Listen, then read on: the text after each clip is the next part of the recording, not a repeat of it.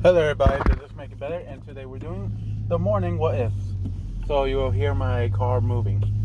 Now, last time you left off from what if deku was a Ghost Whisperer part 6, I believe I was just finishing off in the USJ and the training. I hope I'm right. But let's get on to that next part. They were going back to school after that week has finished.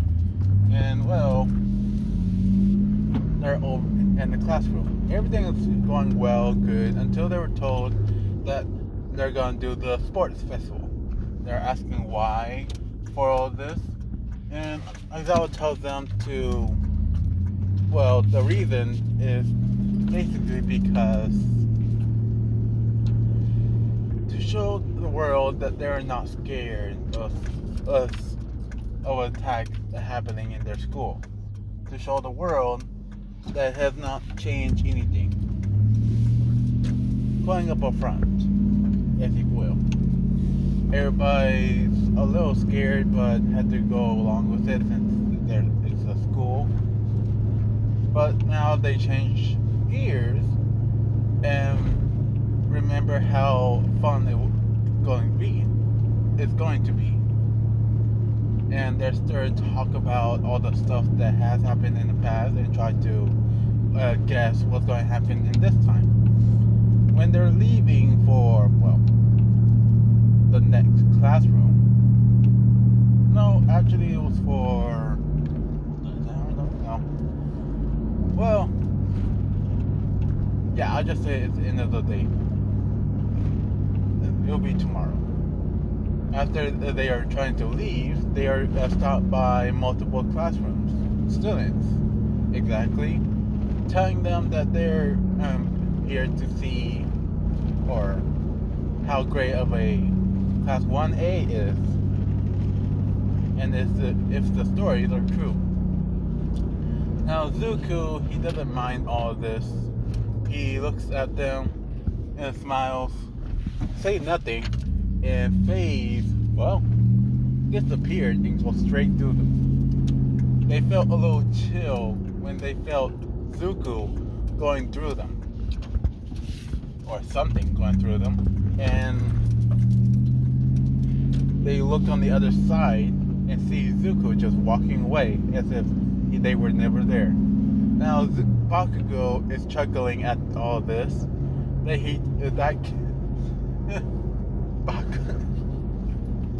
He's trying to catch his breath and finally says something that could Midori, he just walked past you guys as if you were never there.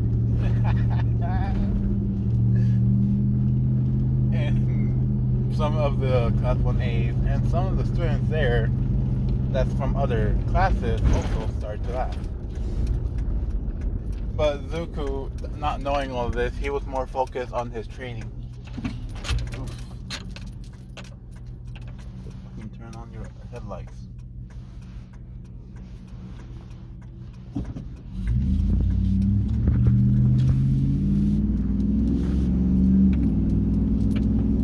Okay. Sorry. Now, after that, Bakugo actually goes into his serious mode and tells these extras to move out of the way, and now his classroom is trying to tell him not to say such a thing, even if it's true, which Kaminari just puts salt in the wound just a bit more. But everybody get a little pissed and start to target Class 1A even more. Mostly Bakugo and that kid that just walked away. The next day comes and everybody's over in a certain area waiting for the announcements to call them in. Oh God, what the hell?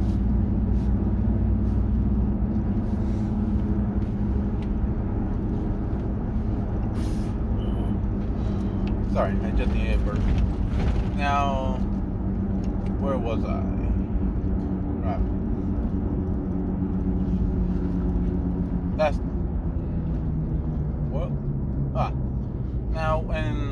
getting changed and waiting for the announcements,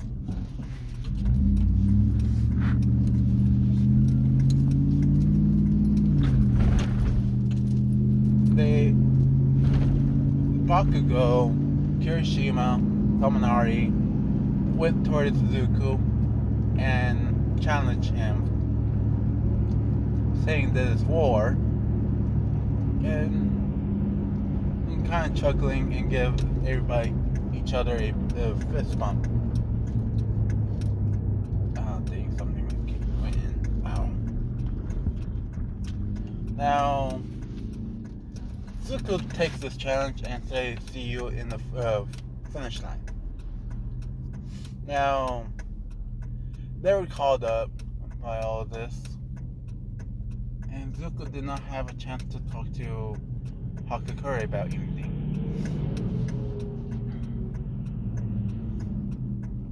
Now, up in the stage, well, everybody's in the area and learning that their advisor, or the one they had to listen to, is Miss Midnight. And she's a little much. Could have been for any other grade, but not for the first. So that's what the students are thinking, basically. Sorry. Now, when she calls up Bakugo on the stands, Bakugo did the same thing, and we went on to what she said, that it's going to be the race for the first tournament.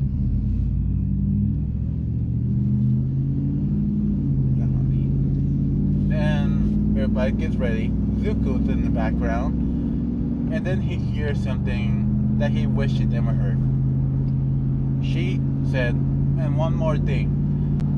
Due to last year's winner, we're putting in place one more rule. No flying is allowed.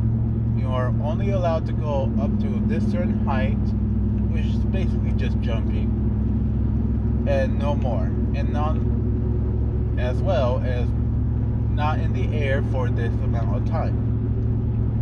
It's not going to affect anybody but Zuko." Which Zuko is kind of pissed about, that he's not going to be able to use that for flying. But he thinks of anything else. And he's going to do the thing.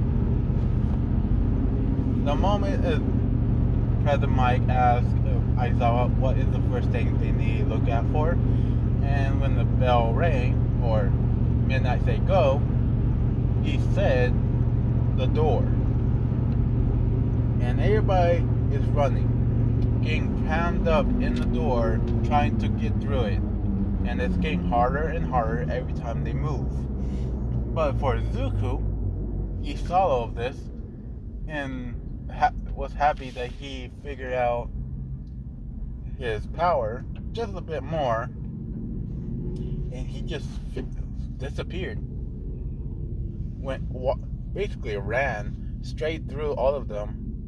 Since he's invisible as well, he's passing through them while flying. All the way to the other side, Todoroki froze the wall, but some people finally went through and started to melt the ice. Todoroki is a little surprised that most of his classmates and some of the other is passing through, until he sees Zuko appearing out of nowhere right in front of him. As Zuko looks over to Todoroki, and said, "Hey, bye," and he started running fast. Almost looked like he was flying, but he's still not. Now, Mineta was also hit by the 1-point robot. Everybody sees that the robots are coming up, but Zuko does not hesitate. He goes straight through them all, as if nothing happened. And now the stands and President Mike are commenting about all of this, asking what exactly is that kid's power. He just turned invisible and appeared somewhere else. Does he have transport or something like that? Or super speed? And Aizawa explained that this kid has a quirk that is called Ghost Whisper, or basically have all the powers for a ghost. He can turn invisible, go phase through the stuff, and also fly. Ergo, why we added that rule for the race to be more experience for him. Now, President Mike is explaining all of this to everybody since, well, Eraserhead was a little slow on it and try to make it more entertaining. Now, Zuko, he goes all the way to the three-pointer robot, charged up an energy blast, and threw it into its face, completely destroying it, making a perfect circle on its face and stopping it in that moment, not even having it tipped at all. It didn't have a chance to. And Zuko, he's right through that one as well. Yes, I'm making him use that quirk of that power way more often, but it's the best one yet. Until he gets to the canyon. He looks around and he tries to think of any other way to pass through this. He's walking on it until he remembers a certain time frame of how long he can stay in the air. So he took this moment, stayed while he goes on to the other side. Golly, I hate this area.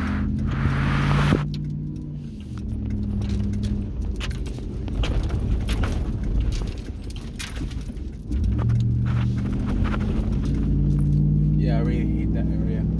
You guys don't see it, but it's still annoying. Now, yes, he gets into the very edge of one of the pillars and started running.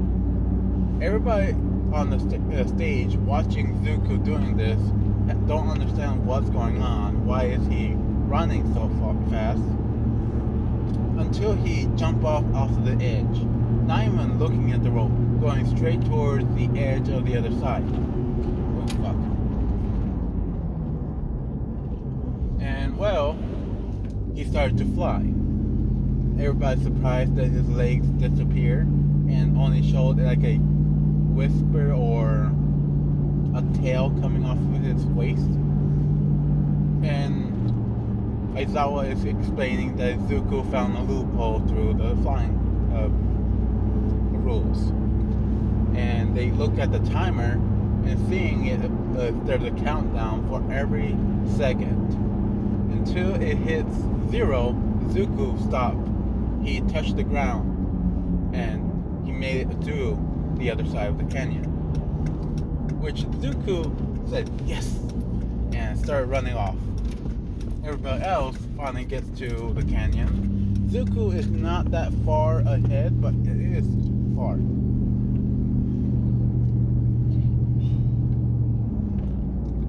Now, everybody gets through it in their own special way, and well,